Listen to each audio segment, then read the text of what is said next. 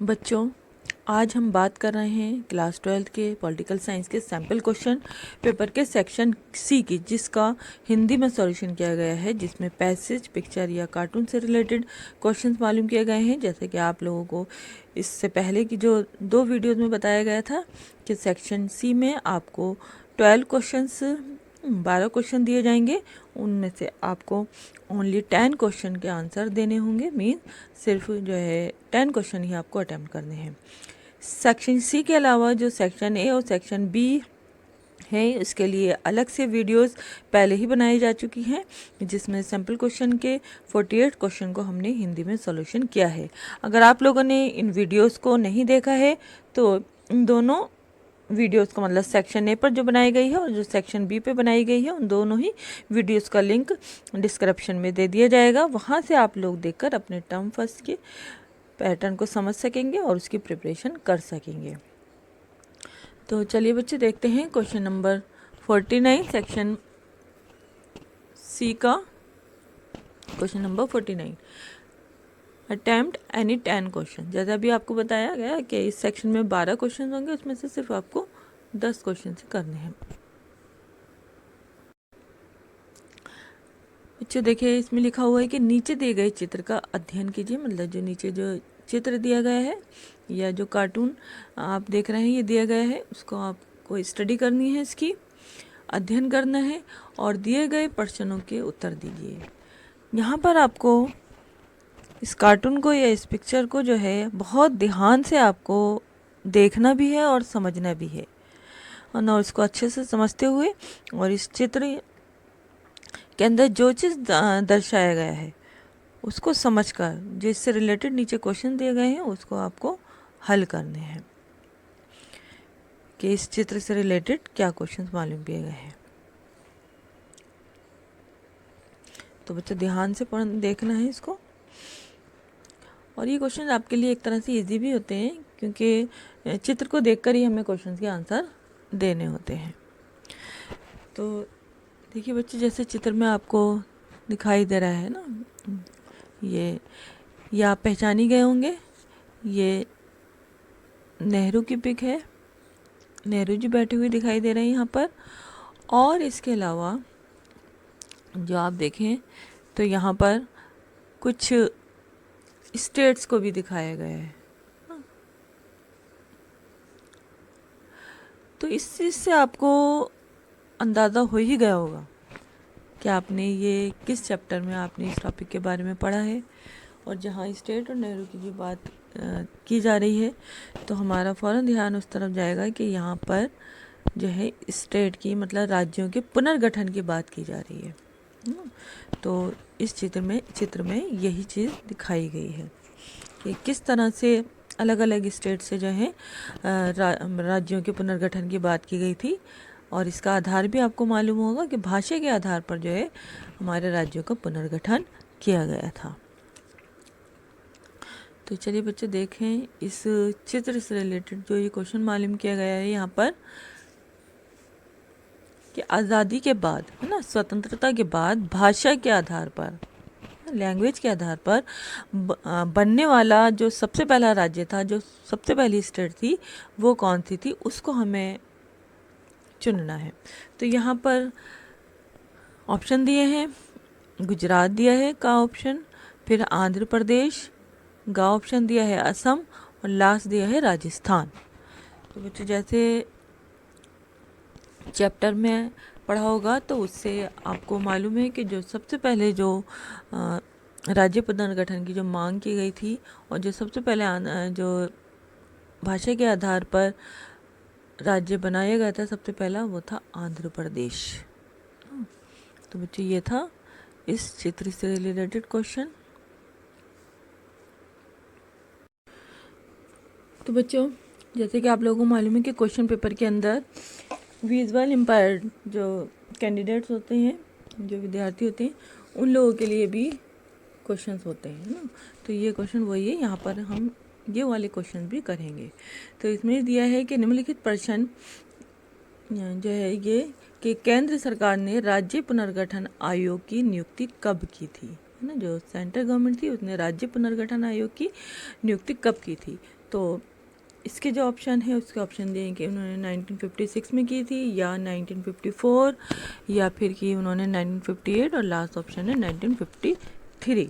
तो बच्चों इसका जो सही ऑप्शन है वो है हमारा 1953। तो इसमें केंद्र सरकार ने राज्य पुनर्गठन आयोग की नियुक्ति की थी। बच्चों बात करते हैं हम क्वेश्चन नंबर 50 की कि नीचे दिए गए चित्र का अध्ययन करना, मतलब इसकी स्टडी करनी है और दिए गए प्रश्नों के उत्तर देने हैं।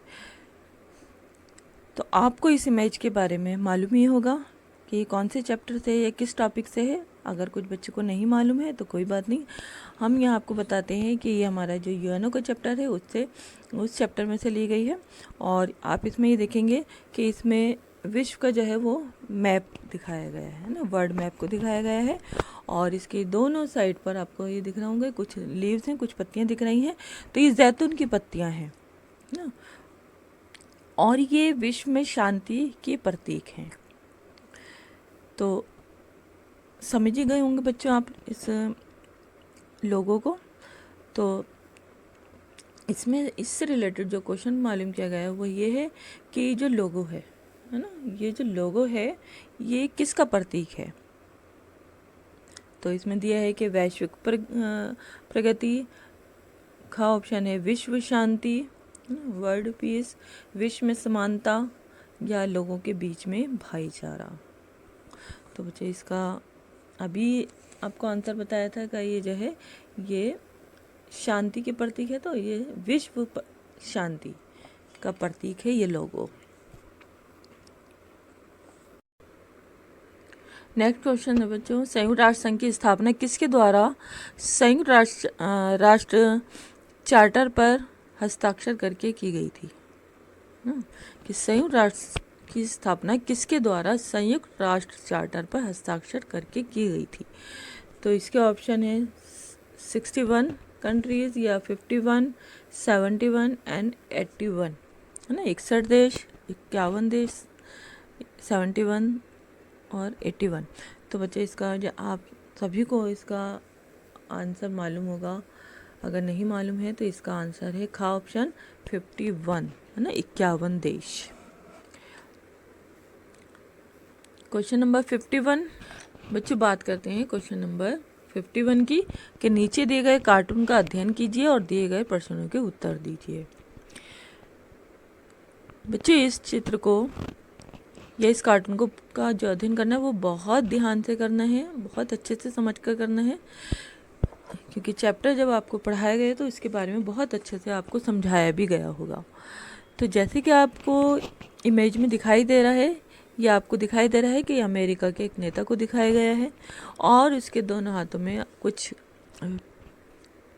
लिया हुआ दिखाई दे रहा है। तो अगर आपको इस हैंड में अगर आप देखें, इस हाथ में अगर आप देखें तो यहाँ पर जैतून के लीव्स को दिखाया गया है, या यूएनओ का जो लोगो है उसको दिखाया गया है, और दूसरा जो हाथ है उसको वार की शक्ल के अंदर जो है दर्शाया गया है। तो दोनों ही चीज़ों को हमें समझना है, और इसको समझते हुए जो है आप जो इसमें क्वेश्चन दिए गए हैं उस आंसर ढूंढने हैं कि कौन सा सही है। इस चित्र से रिलेटेड जो क्वेश्चन मालूम किया गया है कि ये तस्वीर है ना, ये चित्र जो संदेश देती है वो क्या है ना, डैश का क्वेश्चन है। जो इस चित्र से हमें संदेश मिल रहा है, जो मैसेज हमें मिल रहा है वो क्या है कि तो का ऑप्शन है विश्व का परमाणु निशस्त्रीकरण, है ना, निशस्त्रीकरण मतलब डिसआर्मामेंट। और सेकंड ऑप्शन है खा ऑप्शन के विश्व को नियंत्रित करने के लिए सैन्य शक्ति का उपयोग। थर्ड ऑप्शन दिया है कि शांति में विश्वास और एक साथ आगे बढ़ना। तो यहाँ पे तो शांति का कुछ दिख ही नहीं रहा ना, तो कि यहाँ तो ये वार को दर्शाया गया है, तो ये ऑप्शन भी नहीं है। दूसरा है कि विश्व में उपनिवेशीकरण की सराहना नहीं की जानी चाहिए। तो बच्चों जैसे हमने ऑप्शन पढ़े हैं उससे जो सही ऑप्शन तक हम पहुँच रहे हैं वो है हमारा खा ऑप्शन, कि इस चित्र के हिसाब से जो मैसेज दिया जा रहा है वो खा ऑप्शन में है कि विश्व को नियंत्रित करने के लिए सैन्य शक्ति का उपयोग। ठीक है बच्चों, नेक्स्ट क्वेश्चन है कि संयुक्त राष्ट्र के भीतर अमेरिका का प्रभाव काफ़ी है, निम्नलिखित में से इसके लिए गलत कारण चुनिए। है ना बच्चों, कारण तो चुनना है लेकिन गलत कारण चुनना है, जो इसमें दे रखा है चार में से। जो चार ऑप्शन है उनमें से जो पहला ऑप्शन है वो दिया है कि संयुक्त राष्ट्र भौतिक रूप से अमेरिकी क्षेत्र में स्थित है, बिल्कुल सही है। का ऑप्शन है कि संयुक्त राष्ट्र की नौकरशाही में अमेरिका के कई नागरिक हैं, ये भी बिल्कुल सही है। गा ऑप्शन है संयुक्त राष्ट्र में अमेरिका सबसे बड़ा योगदान करता है, बच्चे ये भी ठीक है ऑप्शन। अब रहता है हमारा घा ऑप्शन, तो इसको देखते हैं कि संयुक्त राष्ट्र के अस्तित्व में आने पर अमेरिका सबसे कम शक्तिशाली देश था। तो बच्चों ये जो ऑप्शन है फोर्थ ऑप्शन, ये गलत कारण है ना, गलत ऑप्शन है। तो इसके अकॉर्डिंग हमारा जो ये क्वेश्चन है उसका आंसर जो सही ऑप्शन होगा वो होगा घा ऑप्शन। बच्चों अभी तक जितने क्वेश्चन किए ये तो हमारे थे चित्र पर आधारित या कार्टून पर आधारित क्वेश्चन। अब हम देखते हैं नेक्स्ट क्वेश्चन जो है वो हमारे गाद्यांश या पैसेज पर आधारित क्वेश्चन है कि आपको एक पैसेज दिया गया होगा, उसको आपको पढ़कर उससे रिलेटेड जो क्वेश्चन दिए गए होंगे उसके आंसर आपको देने होंगे। बच्चे जो पैसेज वाले क्वेश्चंस हैं उसमें बच्चे थोड़ी सी गलती कर लेते हैं। इसके लिए एक टिप है कि आप पहले पैसेज ना पढ़ें, है ना, बल्कि आप डायरेक्ट क्वेश्चन के ऊपर जाएं कि क्वेश्चन क्या मालूम किया गया है। क्योंकि जो पैसेज होते हैं और ये जो से रिलेटेड क्वेश्चन होते हैं ये हमारे चैप्टर से ही रिलेटेड होते हैं। तो हमने जब चैप्टर अच्छे से पढ़ रखे होंगे तो जो पैसेज में क्वेश्चन पूछे गए हैं वो भी हम इजीली उसके आंसर दे सकते हैं। तो जब हम क्वेश्चन पढ़ें तो हमने वो क्वेश्चन कहीं ना कहीं पढ़ा होगा और उसके ऑप्शन भी हमें नीचे दे रखे होते, तो उसको हमें आंसर को ढूंढने में, पहचानने में हमें टाइम नहीं लगता। तो इसलिए आप ये करिए कि पहले क्वेश्चन पढ़िए, अगर क्वेश्चन का आंसर आता है तो वहीं से आप ऑप्शन ढूंढ सकते हैं, अगर नहीं आ रहा तो फिर आप पैसेज पर जाइए, पैसेज में से उस क्वेश्चन का आंसर को पहचानने की कोशिश कीजिए। जैसे यहाँ पर आपके सामने एक पैसेज दे रखा है, आप इसको पढ़िएगा, उसी से रिलेटेड यहाँ पर क्वेश्चन दिया गया है कि 1947 का, क्वेश्चन नंबर 52 की बात कर रहे हैं हम, 1947 का विभाजन बहुत दर्दनाक क्यों साबित हुआ, है ना। ये क्वेश्चन ऐसा है कि अगर आप पैसेज ना भी पढ़ें तो लेकिन ऑप्शन के अंदर जो आप पढ़ेंगे तो आप इजीली उस ऑप्शन तक पहुंच सकते हैं। पहला है कि आम जनता विभाजन के पक्ष में थी, का ऑप्शन दिया इन्होंने। खा ऑप्शन दिया है कि दोनों देशों के नेताओं ने इसे ठीक प्रकार से संभाला। गा ऑप्शन दिया है कि लोगों को भाषा के आधार पर बांटा गया था ना। और बच्चा घा ऑप्शन इन्होंने दिया है, फोर्थ ऑप्शन दिया है, ये जनसंख्या का सबसे बड़ा अचानक अनियोजित त्रासदी भरा विभाजन था। तो बच्चों इसी फोर्थ ऑप्शन जो है यहीं से हमें पता चल रहा है कि 1947 का जो विभाजन हुआ था उसको बहुत दर्दनाक क्यों साबित हुआ था, है ना, क्योंकि ये सबसे बड़ा विभाजन था जनसंख्या का और अचानक हुआ था और इसके लिए कोई प्लानिंग नहीं थी, है ना, लिखे ना कि अनियोजित था और त्रासदी भरा विभाजन था।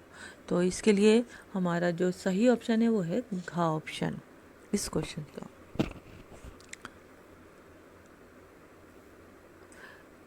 नेक्स्ट क्वेश्चन है कि विभाजन के रास्ते में कौन सी बड़ी कठिनाई या कठिनाइयाँ आईं।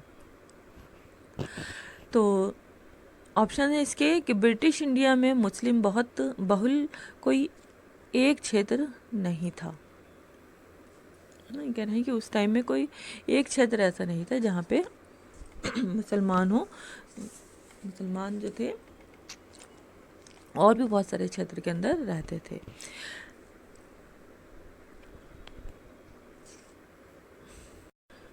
नेक्स्ट ऑप्शन है कि सभी मुस्लिम बहुल क्षेत्र, मतलब बहुल क्षेत्र मतलब जहाँ पे मुस्लिम आबादी ज़्यादा थी, पाकिस्तान में जाना नहीं चाहती थी। बच्चों यहाँ ये जाना आएगा, यहाँ लिखना भूल गए, यहाँ पर आप लोग करेक्शन कर लीजिएगा कि सभी मुस्लिम बहुल क्षेत्र पाकिस्तान में जाना नहीं चाहते थे। गा ऑप्शन है ना तो का और ना ही खा, है ना, कह रहे हैं कि दोनों ही ऑप्शन नहीं है। फिर घा ऑप्शन दिया है इन्होंने कि का और खा दोनों। तो जैसे अभी हमने बताया कि ब्रिटिश इंडिया में मुस्लिम बहुल क्षेत्र एक क्षेत्र नहीं था, ये भी ठीक है।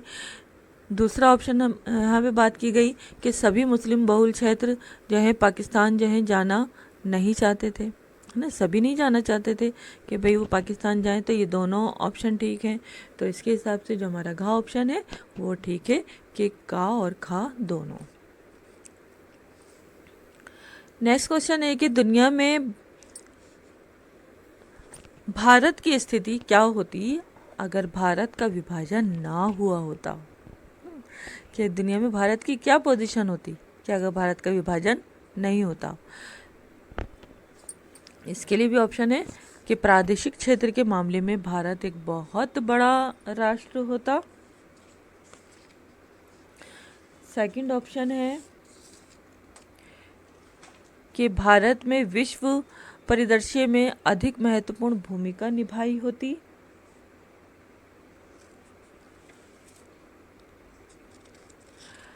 और का ऑप्शन है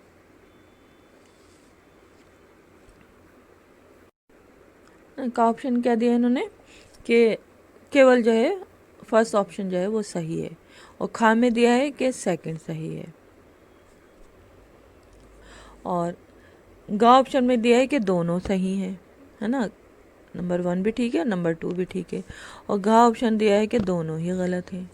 तब हमें देखना है कि नंबर 1 ठीक है या नंबर 2 ठीक है या दोनों ही ठीक है या दोनों ही गलत हैं। तो बच्चों जैसे बताया गया कि प्रादेशिक क्षेत्र के मामले में भारत एक बहुत बड़ा राष्ट्र होता है ना, तो ये भी ठीक है। दूसरा बताया कि भारत ने विश्व परिदृश्य में अपनी अधिक महत्वपूर्ण भूमिका निभाई होती, तो इसके हिसाब से जो हमारा गा ऑप्शन है वो ठीक है कि दोनों ही सही है ना, नंबर 1 भी ठीक है और नंबर 2 भी ठीक है। क्वेश्चन नंबर 55 है कि पाकिस्तान के निर्माण का निर्णय किस लिए हुआ था या किस कारण हुआ था। गलत कारण का चयन करना है। यहाँ पे वो ये चीज़ है कि बच्चों गलत कारण है, लेकिन गलत कारण जो है वो हमें पहचानना है। का ऑप्शन दिया है इसके लिए कि मुस्लिम लीग और कांग्रेस के बीच राजनीतिक प्रतिस्पर्धा। खा ऑप्शन है कि 1940 के दशक में कई राजनीतिक घटनाक्रम। गा ऑप्शन है कि अंग्रेज़ों द्वारा निभाई गई भूमिका। और जो लास्ट ऑप्शन है घा ऑप्शन के अंतरिम सरकार की विफलता। तो बच्चे इसका जो सही ऑप्शन है वो है हमारा खा ऑप्शन, 1940 के दशक में कई राजनीतिक घटनाक्रम।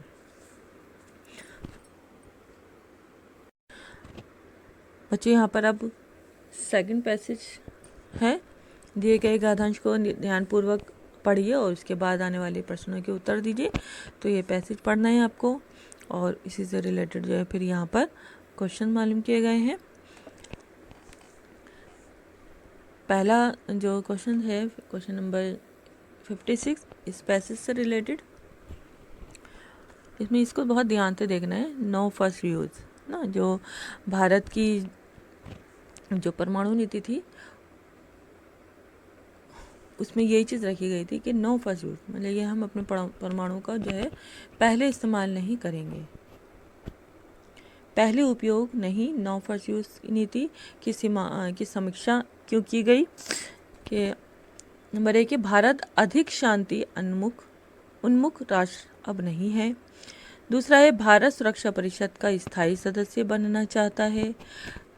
गा ऑप्शन है भारत की क्षेत्रीय और राष्ट्रीय सुरक्षा सर्वश्रेष्ठ है, मतलब सबसे ऊपर है। और घा ऑप्शन है कि उपरोक्त सभी। जो 3 ऑप्शन है ये कहना है कि तीनों ही ठीक है। तो बच्चे इसके लिए जो सही ऑप्शन है वो है हमारा गा ऑप्शन। कि भारत की क्षेत्रीय और राष्ट्रीय सुरक्षा सर्वश्रेष्ठ है। कि इस चीज़ को देखते हुए हमें जो ये पॉलिसी है नो फर्स्ट यूज़ की, उसके ऊपर हमें थोड़ा सा ध्यान देना होगा, उसकी समीक्षा करने की ज़रूरत है। कि भारत की क्षेत्रीय और राष्ट्रीय सुरक्षा को देखते हुए हमें इस चीज़ के ऊपर दोबारा से ध्यान देने की ज़रूरत है कि हमें इसका पहले उपयोग करना चाहिए या नहीं करना चाहिए। क्वेश्चन नंबर 57 है कि भारत, ये डैश है, इसमें भारत डैश में अपना स्थान सुनिश्चित करना चाहता है। अभी देखना है कि किस में सुनिश्चित करना चाहता है। इसके लिए ऑप्शन है संयुक्त राष्ट्र सुरक्षा परिषद, है ना, सिक्योरिटी काउंसिल में, अंतर्राष्ट्रीय परमाणु ऊर्जा एजेंसी में, राष्ट्रीय सुरक्षा गार्ड में, मिसाइल प्रौद्योगिकी नियंत्रण व्यवस्था में। तो बच्चे सिंपल क्वेश्चन है बिल्कुल। जो भारत है वो संयुक्त राष्ट्र संघ की जो सिक्योरिटी काउंसिल है, सुरक्षा परिषद है, उसमें अपना स्थान सुनिश्चित करना चाहता है। क्वेश्चन नंबर 58 है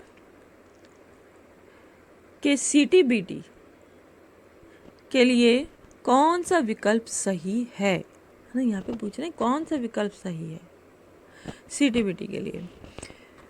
तो बच्चे इसके अंदर क्वेश्चन दूसरी तरह से भी पूछा जा सकता है कि CTBT की फुल फॉर्म क्या है ना, ये भी मालूम किया जा सकता है।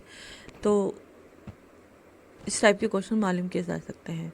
तो इसके जो ऑप्शन है यहाँ पर आपको हिंदी में भी दे रखे हैं और इंग्लिश में भी दे रखे हैं कि कम्पैक्ट टेस्ट बैंड ट्रीटी या कम्प्रिहेंसिव टेस्टिंग बैंड ट्रीटी या व्यापक परीक्षण प्रतिबंध संधि, या सी ऑप्शन है कम्प्रिहेंसिव टेस्ट बैंड ट्रीटी या व्यापक परीक्षण प्रतिबंध संधि, फिर है कॉम्पैक्ट परीक्षण प्रतिबंध संधि या कॉम्पैक्ट टेस्टिंग बैंड ट्रीटी। तो बच्चे इसका जो सही ऑप्शन है ना उसका, वो है हमारा सी ऑप्शन, है ना, व्यापक परीक्षण प्रतिबंध संधि या कम्प्रिहेंसिव टेस्ट बैंड ट्रीटी।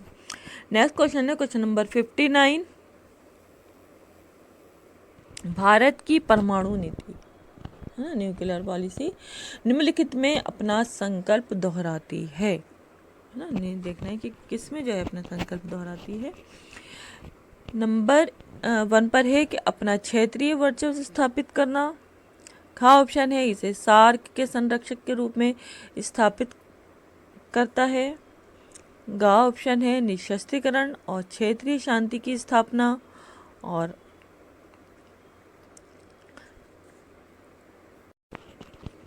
बच्चों घ ऑप्शन है कि दूसरों के साथ दुश्मनी में संलग्न।